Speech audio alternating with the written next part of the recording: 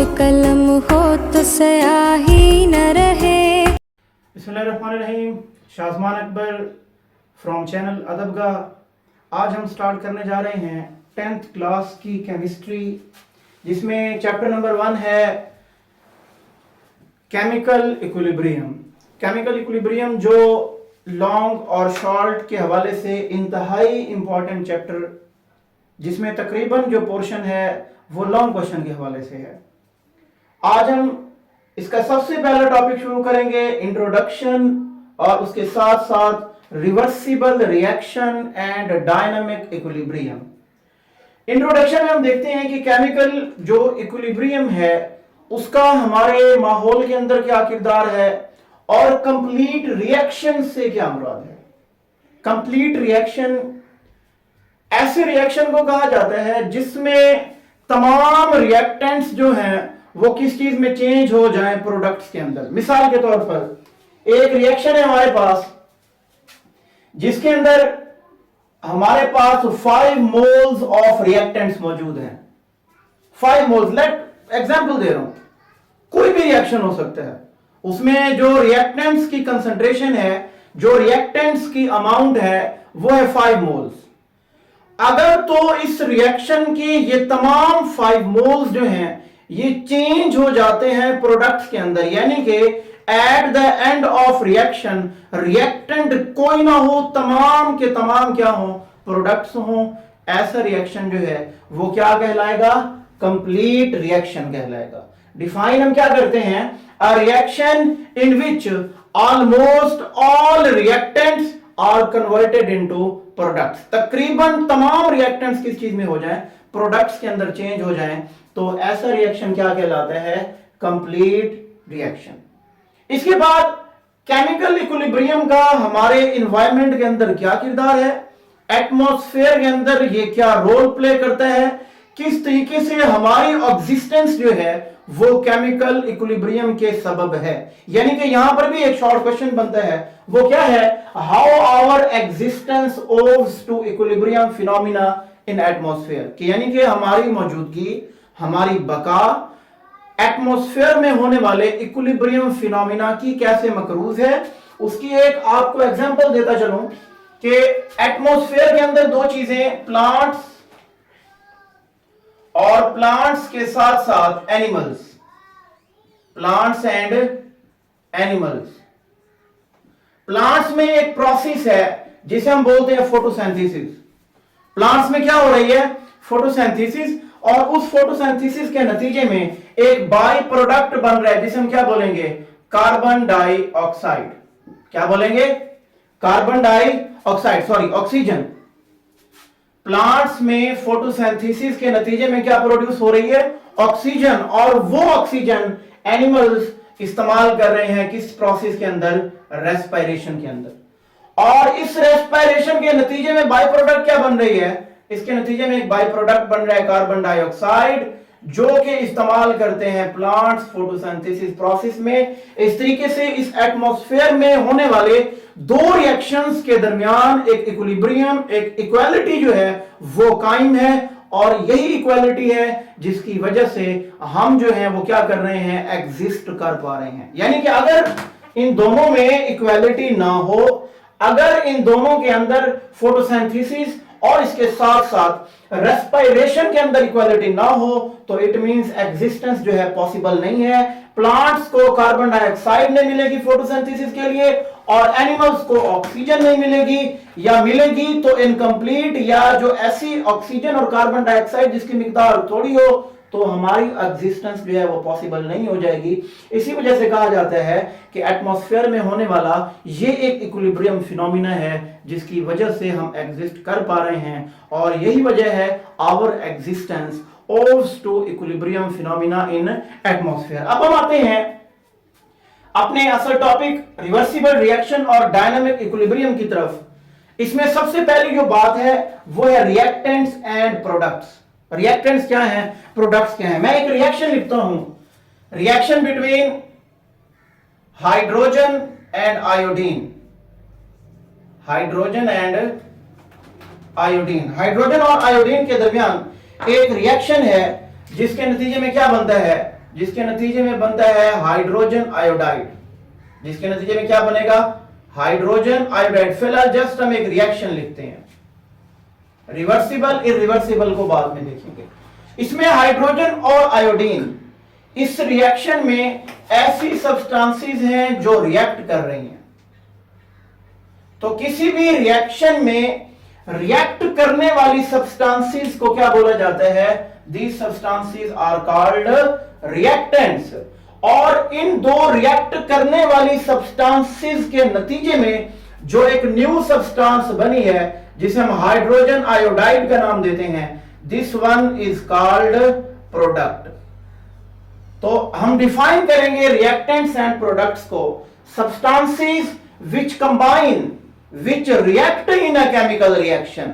Chemical reaction में react करने वाली अशिया रिएक्टेंट्स कहलाते हैं, और इन रिएक्टेंट्स के नतीजे में बनने वाली नई अशिया, the substances that formed as a result of reaction of reactants. Reactants के रिएक्शन के नतीजे में बनने वाली नई अशिया क्या कहलाती हैं?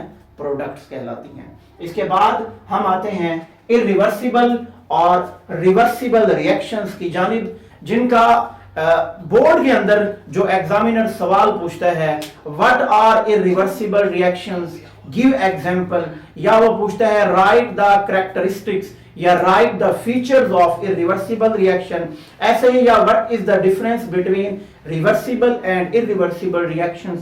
स्टूडेंट्स क्या करते हैं? सिर्फ डेफिनेशन की हद तक उसे डिफाइन किया छोड़ देते हैं, डेफिनेशन नहीं करनी, डेफिनेशन के साथ साथ क्या करना है? उनके कैरेक्टरिस्टिक्स भी लिखने हैं।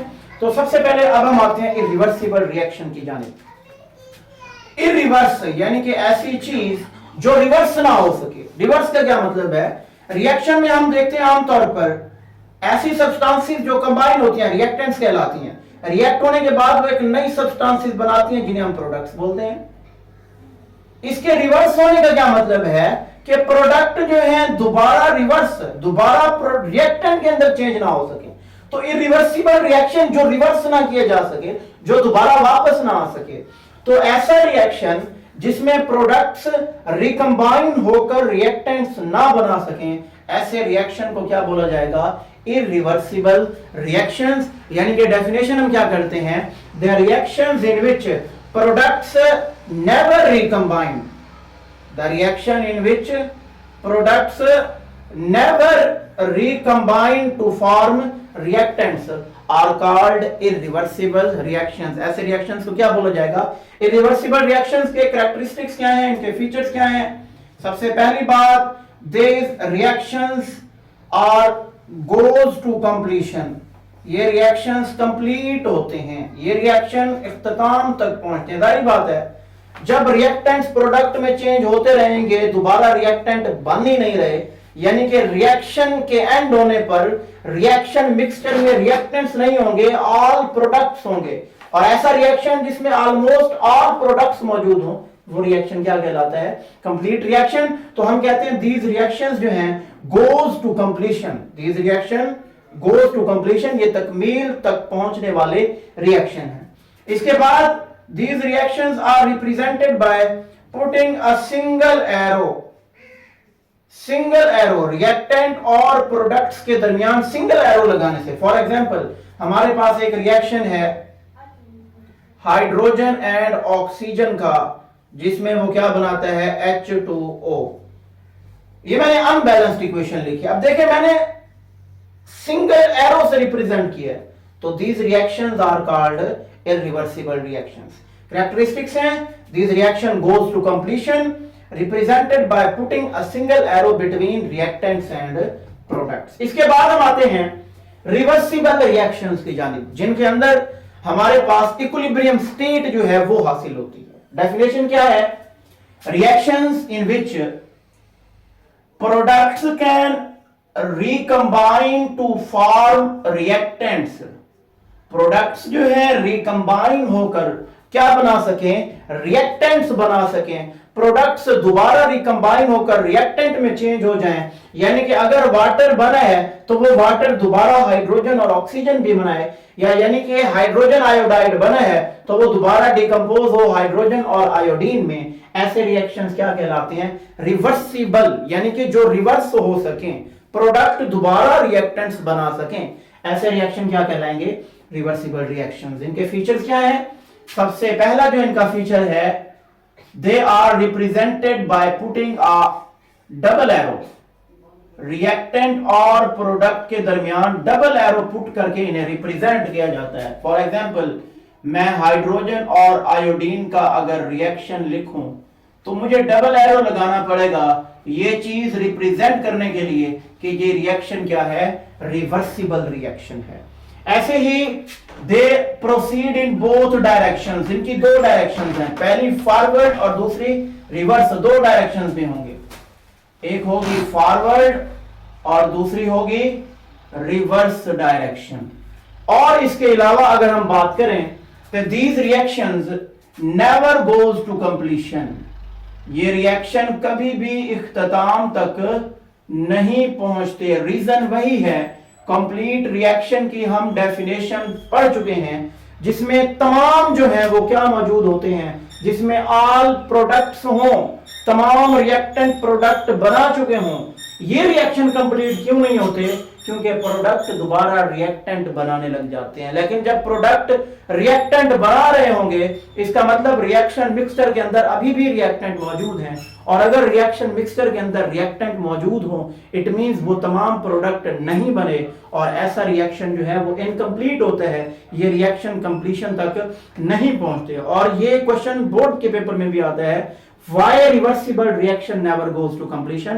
रीजन यही होगी, बिकॉज प्रोडक्ट जो हैं वो रिकम्बाइन टू फॉर्म रिएक्टेंट्स बना देते हैं। अब हम इसे रिवर्सिबल रिएक्शन को स्टडी करते हैं with the help of example, और वो एग्जांपल है between hydrogen and iodine to form hydrogen iodide. इसमें हम देखेंगे फॉरवर्ड और रिवर्स रिएक्शंस को।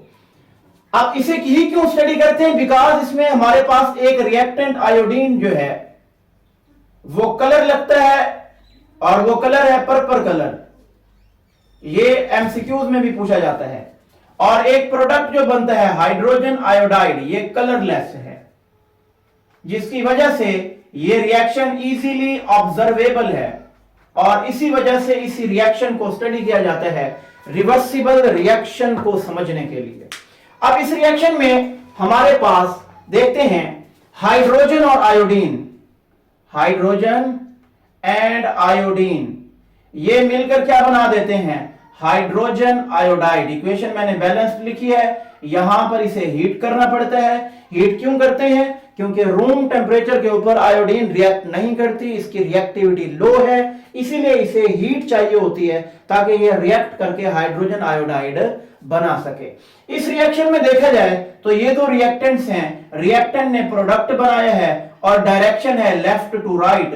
This reaction is the forward reaction, this reaction is the forward reaction. ये एक डायरेक्शन हो गई, हमने कहा था कि रिवर्सिबल रिएक्शन में दो डायरेक्शंस हैं, फॉरवर्ड एंड रिवर्स, ये फॉरवर्ड हो गई। अब इसमें होगा क्या, इसे हमें पता कैसे चलेगा कि ये फॉरवर्ड रिएक्शन हुआ है, क्योंकि पहले रिएक्शन मिक्सचर के अंदर जब तक आयोडीन एक रिएक्टेंट के तौर पर मौजूद है, ये अपना कलर शो करेगी, रिएक्शन मिक्सचर का कलर होगा पर्पल। जैसे ही पर्पल से कलरलेस होगा रिएक्शन मिक्सचर का रंग, अब इसका मतलब ये दोनों रिएक्ट करके हाइड्रोजन आयोडाइड बना चुके हैं, कलरलेस है। यानी कि जब इस फ्लास्क के अंदर कलर जो है वो पर्पल से हुआ कलरलेस, यानी कि हाइड्रोजन और आयोडीन रिएक्ट होकर क्या बना दिए, हाइड्रोजन आयोडाइड, ये इंडिकेट करेगा कि ये फॉरवर्ड रिएक्शन हो रहा है। इसके बाद दोबारा जब उसी फ्लास्क का कलर यानी कि हाइड्रोजन आयोडाइड कलरलेस था, जैसे ही वो दोबारा क्या करेगा, चेंज होगा पर्पल कलर में, इसका मतलब कि वो रिएक्टेंट्स जो हैं वो दोबारा बन चुके हैं, और ये रिएक्शन क्या होगा, ये आपके पास होगा रिवर्स रिएक्शन। तो दो डायरेक्शंस हो गई, जिसमें एक है फॉर्मेशन और एक है डिकम्पोजिशन।